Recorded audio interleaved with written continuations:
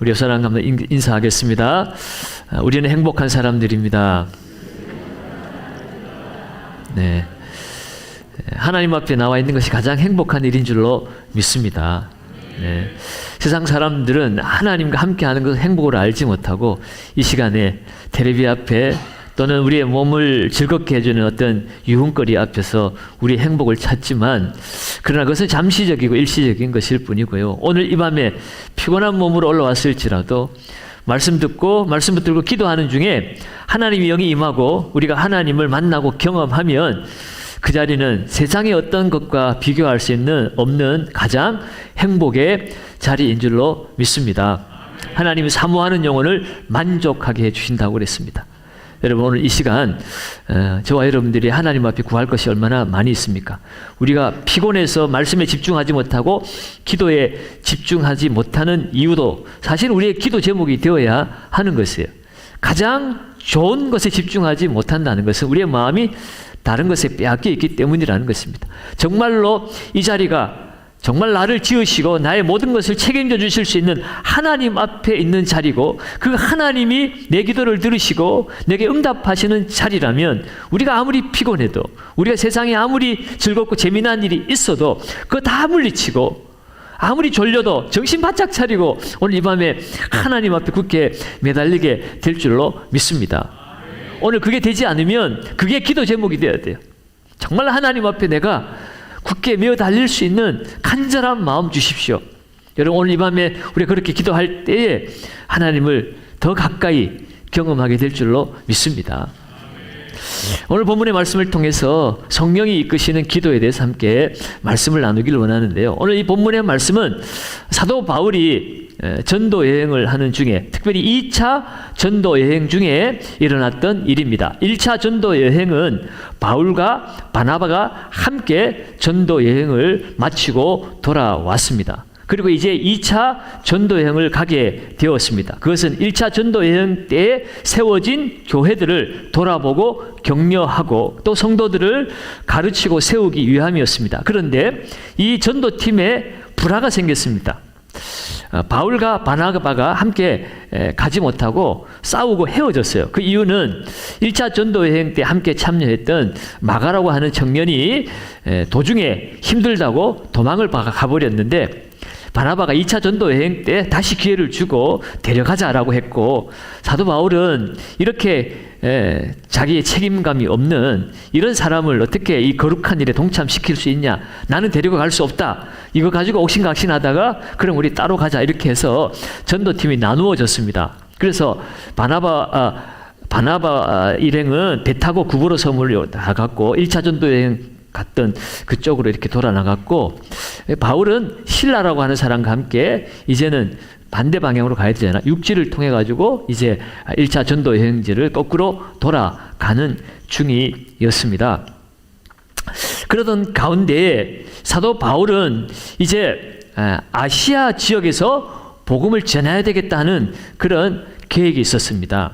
이 아시아라고 하는 것은 우리가 살아가는 지금 이 극동 아시아를 말하는 게 아니고, 이 성경 시대에 지금의 터키 지방의 소아시아 지역을 말하는 것이에요.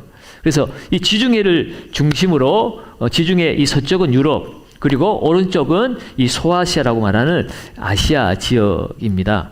그 이스라엘에 있어서는 터키 지역이니까 좀 북쪽 지방이겠죠.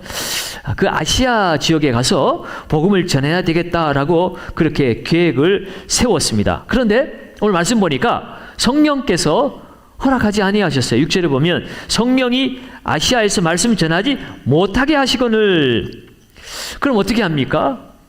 성령이 못하게 하시니까 그들이 브리기아와 갈리아디아 땅으로 다녀가서 이제는 비두니아 지방으로 가서 거기에서 복음을 전해야 되겠다라고 그렇게 또 계획을 세웠죠.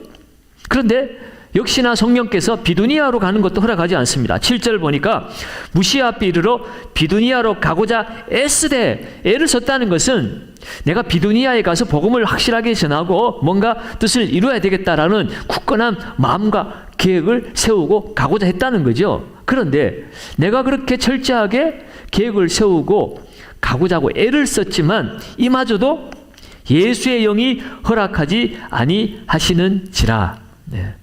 좀 울리는 것 같지 않아요?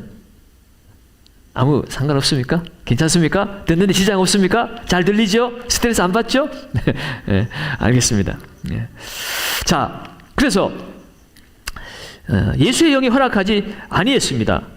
그러자 이번에는 드로아 지방에 도착을 했습니다. 그랬더니 거기에서 환상을 보게 되었어요. 8절과 9절입니다. 무시아를 지나 드로아로 내려갔는데 밤에 환상이 바울에게 보이니 마게도냐 사람 하나가 서서 그에게 청하여 이르되 마게도냐로 건너와서 우리를 도우라 하거늘. 그제서야 환상 중에 마게도냐 사람이 건너와서 우리를 도우라. 마게도냐는 앞서 말한 것처럼 이 아시아를 중간에 지중해 에게해를 중심으로 이 서쪽 지방이 마게도냐 넘어가면 이제 로마 서바나로 가는 유럽 지방입니다. 그러니까 이 지중해 중심으로 에게해 중심으로 이제 서쪽 지방이죠. 말하자면 바다를 건너야 되는 것입니다. 지금의 지도를 보면 여러분 유럽의 지도 보면 터키가 있잖아요, 그죠? 예, 터키에서 바다를 건너면 그리스 땅이 되죠. 지금 그 그리스 땅에 당시 성경 시대에 지리적으로는 북쪽이 마케도니아, 아래쪽이 아데네 지방, 아데네로 이렇게 나눠져 있었습니다. 자, 어쨌든 사도 바울은 지중해를 기점으로 동쪽에 아시아 쪽에 가서 복음을 전하려고 그렇게 철저하게 계획을 세우고 그곳으로 가려고 애를 썼음에도 불구하고 하나님의 계획은 어디에 있었던 거예요? 서쪽에 있었습니다. 마게도니아 지방에 하나님의 계획이 있었던 것입니다. 그래서 성령께서 가고자 하는 길을 다 막으시고 이제 기도하는 중에 환상 가운데 마게도니아 사람이 건너와서 우리를 도와달라고 하는 환상을 보게 하심으로 그제서야 사도 바울은 하나님의 뜻을 깨달아 알게 되었습니다. 여러분, 이 사건은 선교사에 있어서 아주 중요한 분기점이 되어집니다. 바로 유럽의 복음이 들어가는 그러한 시발점이 되었기 때문에 그렇습니다. 오늘 이 말씀을 통해서 우리가 깨닫게 되는 것은요, 하나님을 위해서 내가 결단하고 행동하는 일일지라도 그것이 얼마든지 길이 막힐 수 있다고 하는 것을 우리는 인정해야 한다는 것입니다. 우리는 때때로 그런 생각을 합니다. 명분이 좋으면, 내 꿈과 목적이 거룩하다면 반드시 하나님은 그 일을 도와주실 것이고 내가 원하고 계획하는 바대로 하나님이 길을 열어주실 것이야. 그리고 그 일은 다 잘 될 것이야 라고 그렇게 생각하는 경향이 있습니다. 그러나 오늘 본문 말씀을 보니까 내 뜻과 하나님의 뜻이 다를 수가 있다는 것을 우리는 알아야 한다는 것입니다. 아무리 명분이 좋고 선한 목적이 있다 할지라도 내가 계획한 것과 하나님의 계획하심이 전혀 다른 데 있을 수가 있다는 거예요. 그러므로 여러분, 오늘 내가 계획하고 뜻하는 바가 반드시 하나님의 뜻과 일치할 것이라고 생각하는 것은 그것은 정말 우려스러운 일입니다. 우리는 하나님의 뜻일 거라고 생각하고 온갖 믿음을 다 동원을 해서 이 일은 반드시 이루어져야 됩니다라고 우리가 애를 쓰고 또 엄청나게 부르짖으며 짖으며 나아갈 때가 있습니다. 여러분, 정말 하나님의 뜻을 알지 못하고 그저 내 생각이 옳다고 여기고 우리가 용을 쓰고 에너지를 낭비하는 것은 어쩌면 어리석은 일이 될 수도 있습니다. 그렇다면 어떻게 해야 되죠? 아니, 분명히 선한 뜻이고 하나님께서 바람직하게 하실 만한 일이지 않습니까? 지금 사도 바울이 나서는 길은 자기의 어떤 영달을 위해서, 자기의 어떤 유익을 위해서 아시아로 가고자 애쓰는 것이 아니에요. 하나님께서 말씀하신 복음 전하는 일에 순종하여서 복음을 전하기 위해서 지금 열심히 계획도 세우고 애를 쓰고 있는 중인데도 하나님께서 막으셨다는 거예요. 이럴 때 우리는 당황스럽잖아요. 이럴 때 우리는 어떻게 해야 할까요? 여러분, 오늘 바울의 모습을 보니까 가는 길이 막혔다고 해서 주저앉을 앉아 있지 않았다는 것을 우리가 알아야 합니다. 오늘 사도 바울이 길이 막히니까 하나님께서 길을 열어주실 때까지, 또는 하나님이 그 뜻을 알려주실 때까지 아무것도 하지 않고 그저 가만히 앉아서 하나님의 명령만을 기다리는 행동을 하지 않았다는 것이에요. 뿐만 아니라 그가 이 길이 막힌다고 해서, 그것도 하나님께서 성령을 통해서 그 길을 막는다고 해서 불안해하거나 불평하지도 않았다는 것입니다. 우리가 흔히 이렇게 생각할 수 있지 않습니까? 아니, 내가 누구 때문에 이 고생하는데, 내가 누구 때문에 이렇게 험한 이방까지 나와서 먹지 못하고 자지 못하고 이렇게 고난을 당하는데, 내가 먼저 해보려고 하는데 왜 하나님은 순적하게 길을 열어주시거나 또 편안하게 그 길을, 막힌 길도 열어주셔야 그것이 하나님께서 지금 하셔야 될 일인데, 왜 내가 하나님 위해서 하려고 하는데 이렇게까지 길을 따박따박 막으시나. 그렇게 하나님 너무하신다고 불평할 수도 있지 않습니까? 그리고 좌절할 수도 있습니다. 어쩌면은 내 믿음이 약해서 그런가? 아니면 내가 하나님 앞에 뭔가 내가 알지 못하는 죄가 있어서 그것을 내가 깨닫지 못해서 하나님이 내 길을 막고 계신 것 아닌가 하고 그것을 붙들고서 고민하고 아파하고 있지도 않았습니다. 오늘 우리가 읽은 6절과 8절 사이에 성령께서 막고 하시는데도 불구하고 전혀 인간적인 모습으로 바울이 행동하지 않고 있었다는 것을 우리가 알 수가 있지요. 물론 우리가 우리의 그 행하는 일들에 대해서, 특별히 하나님 우리를 통해서 하시고자 하는 일을 다 알고 그 아는 지식을 가지고 행한다면 얼마나 좋겠습니까? 길이 막혀도 하나님이 돌아가는 길을 마련해 놓으셨다는 것을 알면은 전혀 당황하지 않고 또 고민하지 않을 것입니다. 그런데요, 여러분, 오늘 이 바울은요, 설사 하나님이 계획하신 일을 다 알지 못한다 할지라도 지금 당황스러운 일을 만났지만 그는 주저함 없이 여전히 확신을 가지고 그는 계속해서 움직이고 나아가는 것을 볼 수가 있습니다. 여러분, 6절과 8절을 읽어보시면 길이 막혔다고 해서, 그것도 성령께서 허락하지 않는다고 해가지고 거기에 앉아가지고 불평하고 원망했거나 아니면 하나님 말할 때까지 내가 한번 기다렸다 가겠다 하고 그렇게 시간을 보내고 있지 않았습니다. 이곳을 막으시면 저걸로 움직였고 저곳을 막았으면 또 이쪽으로 움직였습니다. 계속해서 그는 한 가지 목적을 향하여서 하나님이 원하시는 복음 전하는 일에 그는 계속해서 주저함 없이 나아갔다는 것이에요. 여러분, 사도 바울이 왜 이렇게 할 수 있었을까요? 그것은 바로 오늘 사도 바울은 성령에 민감한 삶을 살았기 때문에 그렇습니다. 사실 6절과 7절에 보면 성령이 아시아에서 말씀을 전하지 못하게 하시거늘 그랬어요. 보통 사람들 같으면 이 하나님이 막으시는 건지 사람이 막으시는 건지 알 수도 없죠. 환경이 막는 건지 아니면 내 의지가 막히는 건지 우리는 깨닫지도 못합니다. 그런데 사도 바울은 성령이 막으시는 것을 그가 확실히 알고 있습니다. 7절 말씀에 비두니아로 가고자 할 때도 예수의 영이 허락하지 아니하는지라 라고 이야기합니다. 다시 말해서 이 사도 바울은 성령의 말씀하심을 깨닫고 있었습니다. 그래서 성령의 인도하심을 받을 수 있는 사람이었던 것이에요. 왜요? 그는 늘 기도하는 사람이었기 때문에 그렇습니다. 오늘 그가 계속해서 거침없이 나아갈 수 있었던 것은 그가 계속해서 기도했기 때문입니다.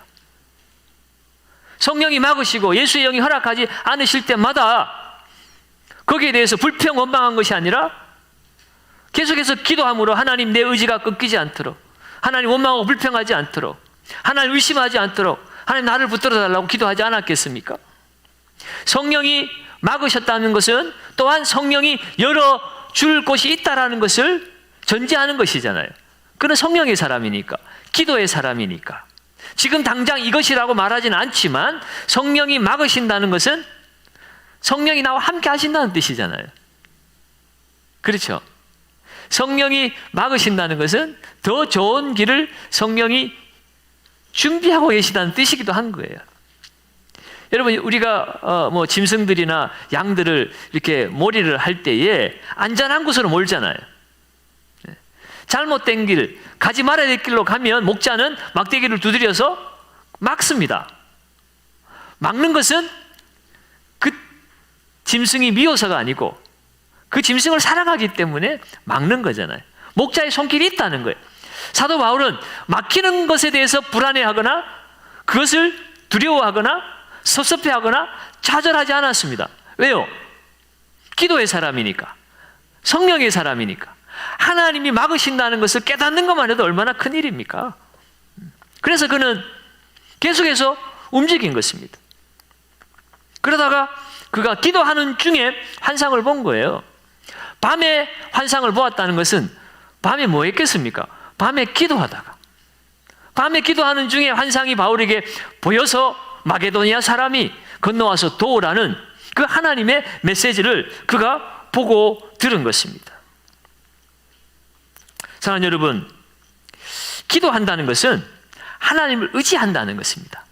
기도는 단순히 내가 원하는 거 뭔가 얻어내는 그런 통로가 아니라 기도의 근본적인 의미는 관계입니다.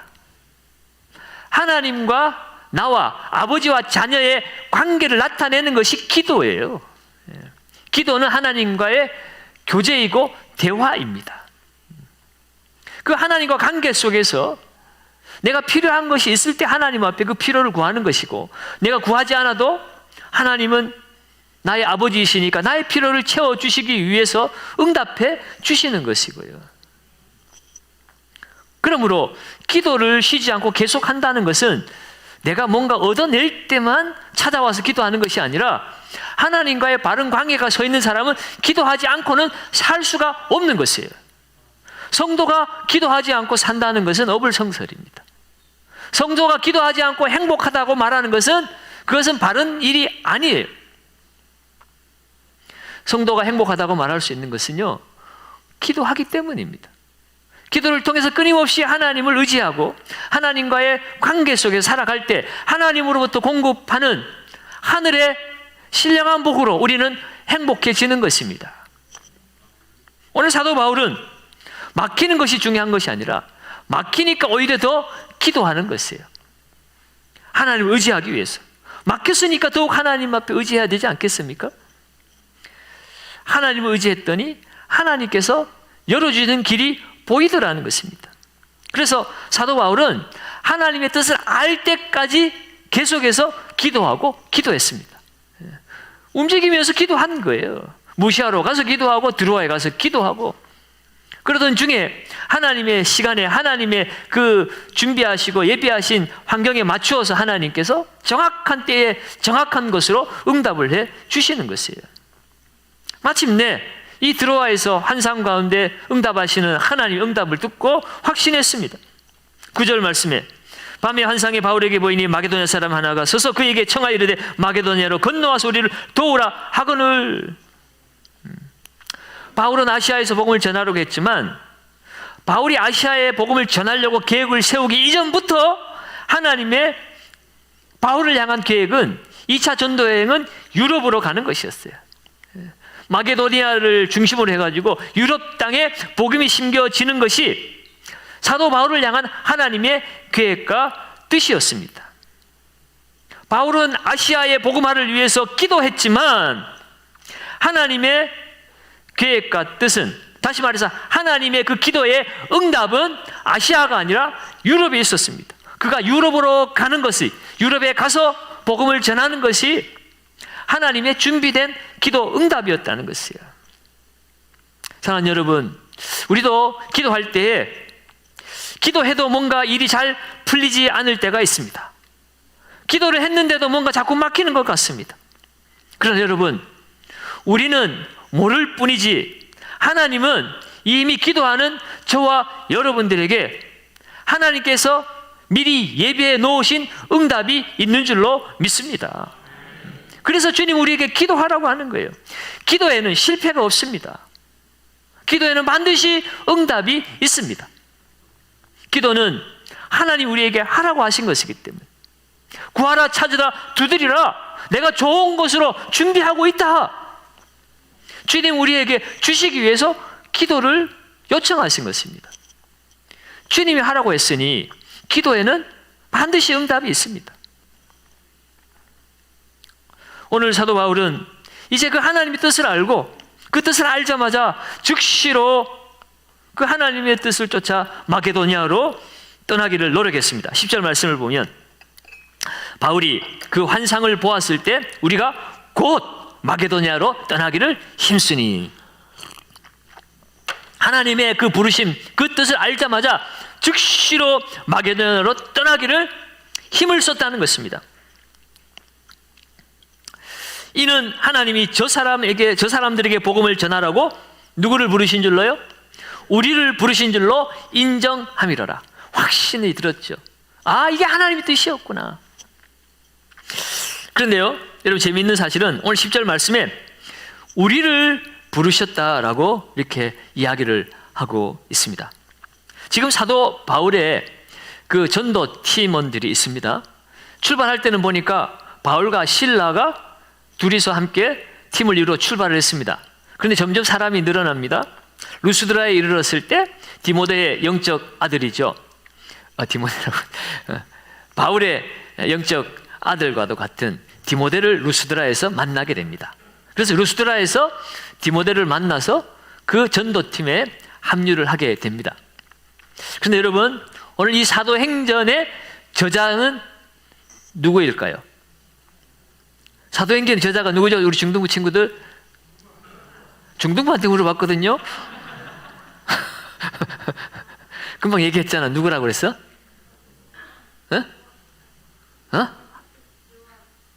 뭐라고? 요한. 누구라고? 누가 그래. 누가. 사도행전 누가 썼어요? 그러면 누가가 썼어요. 그러면 돼. 사도행전의 저자는 누가입니다. 사도행전의 전편이 누가복음이고 속편이 사도행전이에요. 그래서 우리라고 표현했을 때 이 우리는 누가가 지금 자기를 포함해서 우리라고 표현을 한 겁니다. 누가가 어디에서 합류를 했을까? 누가는 의사였습니다.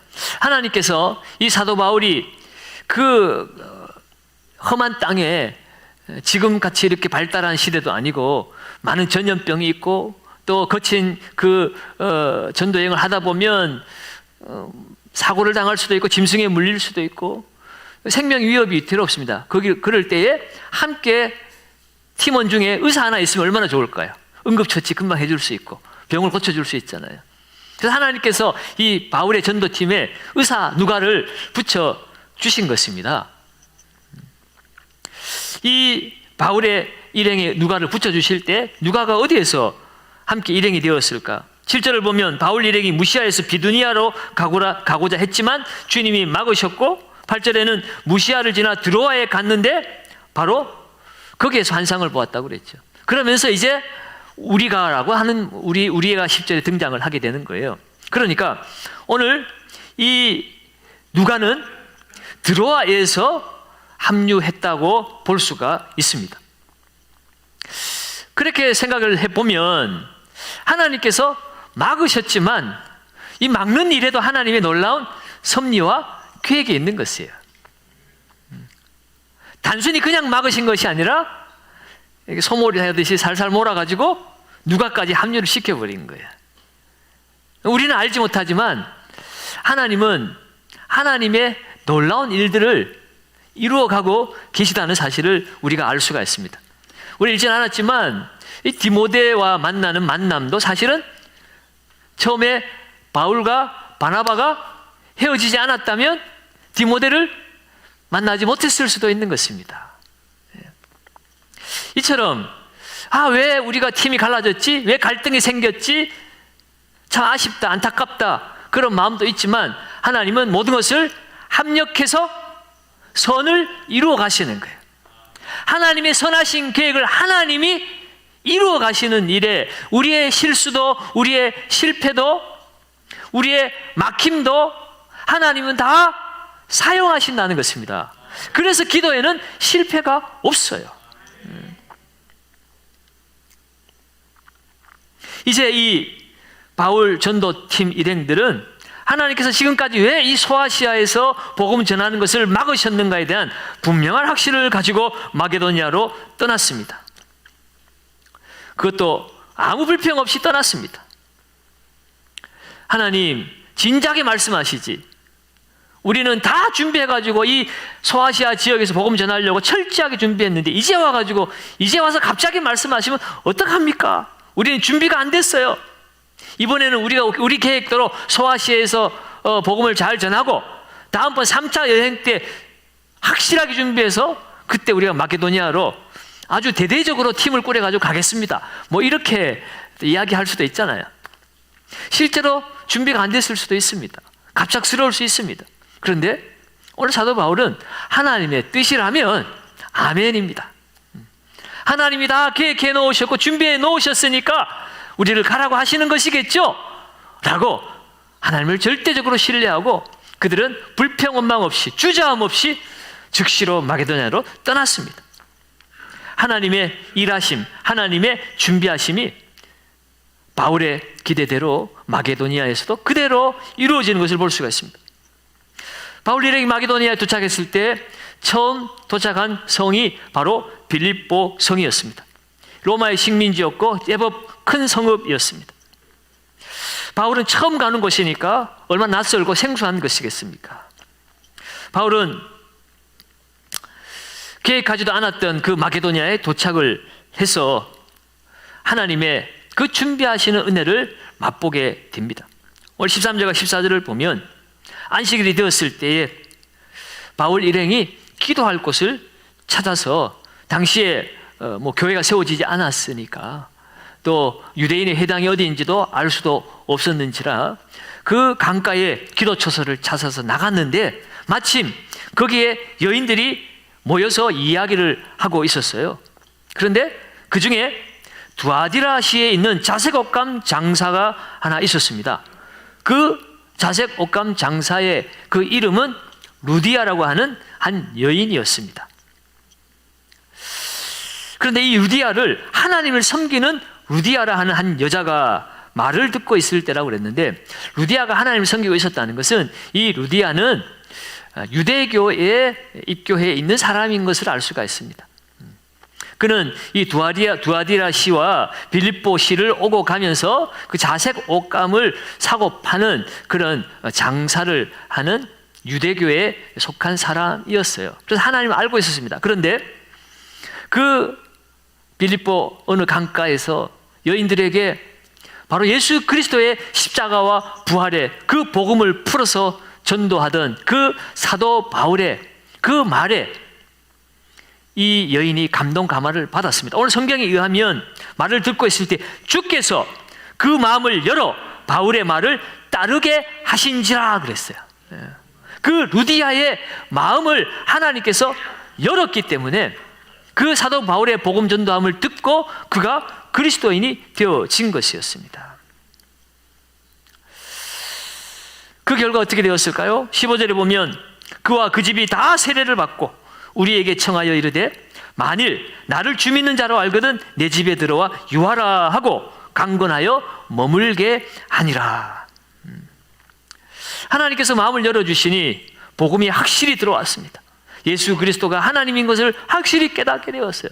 주저함 없이 온 집안이 세례를 받고 그리스도인이 되었고 이제 그들을 자신의 집에 청하여서 거기에 머물도록 강건하였다는 것입니다. 그러니까 이제 루디아는 예수 믿는 성도가 되었을 뿐만 아니라 이제는 바울 선교사 일행을 돕는 선교 후원자가 되었고 그 루디아의 집에서 빌립보 교회가 탄생이 되어진 것이에요. 후에 이 빌립보 교회는 사도 바울의 정말 사랑받는 교회 중에 하나가 되었고 그 사도 바울의 선교 사역에 그야말로 물심양면으로 후원을 하면서 함께 동행을 한 아름다운 교회로 온전하게 세워지게 되어진 것입니다. 사랑하는 여러분, 오늘 이 바울이 이 마게도냐에 빌립보에 오기 전에 오늘 말씀을 보았어도 하나님은 미리 준비하고 계셨습니다. 루디아라고 한 여인을 하나님께서 이 빌립보에 준비해 놓으시고 아시아에서 복음을 전하려고 하는 그 바울 일행을 막으시고 이 마게도냐로 건너가게 하신 것이었어요. 여러분, 하나님 이처럼 언제나 준비해 놓으시고 기다리시는 하나님이신 줄로 믿습니다. 여러분, 아브라함이 그 모리아산에서 이삭을 제물로 드리려고 할 때에 하나님께서는 사실은 그 숯불 가운데 어린 양을 이삭을 대신하여 제물로 준비해 놓으시고 아브라함을 테스트한 거죠. 그래서 아브라함은 그곳에서 하나님을 만나고 여호와 이레 하나님, 준비하시는 하나님이라고 하나님을 불렀습니다. 사랑하는 여러분, 이렇게 준비하신 하나님 때문에 빌립보 교회가 유럽 선교의 교두보가 되었고 유럽 선교가 문이 열리기 시작했습니다. 사랑하는 여러분, 오늘 이처럼 하나님이 우리를 막으시는 일이 있다면 그것은 하나님이 우리에게 또 다른 열린 것을 준비해 놓으셨기 때문인 줄 믿으시기 바랍니다. 잠언 16장 9절에도 이런 말씀이 있어요. 사람이 마음으로 자기의 길을 계획할지라도 그 걸음을 인도하시는 자는 누구시라고요? 여호와시니라. 사람이 마음으로 자기의 길을 계획할지라도 그 걸음을 인도하시는 분은 여호와시라는 것이에요. 여러분, 오늘 사도 바울의 그 발걸음을 인도하시는 분은 사도 바울이 계획했지만 그 계획대로 되지 아니하고 하나님이 인도하시는 대로 되어진 것입니다. 마게도냐로 가야 되는 일에 대해서 바울 스스로가 연구를 하거나 깨달아서 마게도냐로 가야 되겠다라고 결정한 것이 아니었어요. 여러분, 하나님의 뜻은 내가 만들어내는 것이 아니에요. 철저하게 하나님의 뜻은 하나님으로부터 오는 것입니다. 오늘 사도 바울은 누구보다도 성령 충만한 사람이었습니다. 그 어느 성도들보다도 하나님의 능력을 가진 사람이었습니다. 그런 바울이었다 할지라도 하나님의 뜻을 자기 스스로 만들어낼 수는 없었습니다. 오직 하나님으로부터 하나님 편에서 하나님의 뜻이 알려졌습니다. 여러분, 오늘 이 바울이 그 하나님의 뜻과 섭리를 어떻게 알게 되었었나요? 어떻게 바울에게 그 뜻이 알려지게 된 것입니까? 그것은 바로 바울이 기도했기 때문입니다. 기도 시간에 하나님의 뜻이, 하나님의 섭리가, 하나님의 계획이 사도 바울에게 알려진 것이었어요. 드로아에서 기도하는 바울에게, 무시아에서 기도하는 바울에게 하나님께서 친히 막으시고 또 열어놓으시는 하나님의 계획과 뜻을 알려주신 것입니다. 사랑하는 여러분, 오늘 우리가 기도할 때에도 하나님은 우리에게 하나님의 뜻을 알려주실 줄로 믿습니다. 하나님, 우리가 기도하기 전에 이미 우리가 알지 못하는 크고 은밀한 일까지도 계획을 해 놓으시고 응답할 준비를 다 마치시고 우리를 기다리고 계신 줄로 믿습니다. 우리가 기도하지 않기 때문에 그 뜻을 알 수 없고 찾을 수 없어서 하나님이 아무리 좋은 것을 준비해 놓고 기다리고 계신데도 우리는 엉뚱한 곳에 가서 시간을 낭비하고 있는 것은 아닐까요? 하나님 앞에 우리가 엎드려 기도할 때 하나님은 하나님의 때에 하나님의 방법으로 우리의 길을 인도해 주시는 줄로 믿습니다. 그러면 여러분, 오늘도 우리는 기도함으로 하나님의 뜻을 알아가야 합니다. 하나님 뜻이 나를 통해 이루어지도록 우리는 기도해야 합니다. 기도할 때에 나의 계획이 아닌 나를 통해 하나님의 계획이, 하나님의 섭리가 이루어지게 되어집니다. 내가 하는 것 같아도, 내가 계획하고 내가 일하는 것 같아도, 내가 뜻을 품고 내가 달려가는 것 같을지라도 하나님은 하나님께서 친히 우리를 통해서 일하고 계신 줄로 믿습니다. 누구에게요? 기도하는 자에게. 여러분, 하나님은 나보다 더 많이 아시고 더 멀리 보시는 분이에요. 우리는 내 눈앞에 있는 것밖에 못 보잖아요. 그러나 하나님은 우리의 뒤도 보시고 우리의 앞도 보시고 우리의 옆도 보시고 우리의 모든 시공간을 초월하여 우리를 너무나 잘 알고 계신 분이에요. 내 성정을 아시고 내 버릇을 아시고 내 좋아하는 것을 아시고 내 재능을 아시고 내 특기를 아시고 이 모든 것이 다 하나님께로부터 온 것 아닙니까? 그러니 우리는 그 하나님을 의지할 수밖에 없어요. 빌립보서 2장 13절에 보면 이런 말씀이 있습니다. 같이 한번 읽어봅시다. 너희 안에서 행하시는 이는 하나님이시니 자기의 기쁘신 뜻을 위하여 너희에게 소원을 두고 행하게 하시나니. 아멘. 너희 안에 행하시는 이는 누구시라고요? 하나님이시라 말씀하고 있습니다. 여러분, 오늘 우리 안에 성령이 내주하고 계심을 믿으시기를 바랍니다. 성령은 우리 안에 함께 동행하고 계십니다. 그러므로 여러분, 우리는 성령의 뜻에 민감한 삶을 살아야 합니다. 성령의 뜻에 반응하는 삶을 살아야 합니다. 하나님은 우리 안에 소원을 두고 행하게 하신다고 그랬어요. 우리가 기도하며 내 안에 내주하시는 성령님과 깊이 교제할 때에 내 소원이 아니라 나를 통해서 이루시기를 원하시는 하나님의 뜻과 하나님의 섭리가 이루어지게 되어지는 것입니다. 그 하나님의 뜻과 섭리를 알고 그 뜻과 섭리가 이루어지는 것을 보는 사람이 행복한 사람인 거예요. 내가 왜 사는지도 모르고 뭘 해야 되는지도 모르고 끊임없이 돈만 많이 번다고 해서 행복해지는 게 아니에요. 남들이 돈 많다고 좀 알아준다고, 많이 배웠다고 알아준다고 행복한 것이 아니라는 것입니다. 소유와 상관없이, 환경과 상관없이 내가 어떤 곳에서 무엇을 하든지 오늘 이 시간 이곳에서 하나님의 계획과 뜻과 섭리가 나를 통하여 지금 이루어지고 있다는 것을 확실히 아는 사람이 행복한 것입니다. 얼마나 보람이 있습니까? 얼마나 즐겁습니까? 살아계신 하나님이 지금 나와 함께 동행하고 계시고 나를 통하여 일하고 계시니 이 자리가 가장 행복한 자리 아니겠습니까? 여러분, 그곳에 이 세상 것과 비교할 수 없는 하나님의 나라에 행복이 있습니다. 기쁨이 있습니다. 여러분, 사도 바울은 빌립보 교인들을 향하여 뭐라고 그랬습니까? 기뻐하라, 항상 기뻐하라, 다시 말하노니 기뻐하라. 데살로니가 성도들을 향하여서도 항상 기뻐하라, 쉬지 말고 기도하라, 범사에 감사하라, 항상 기뻐하라고 그랬어요.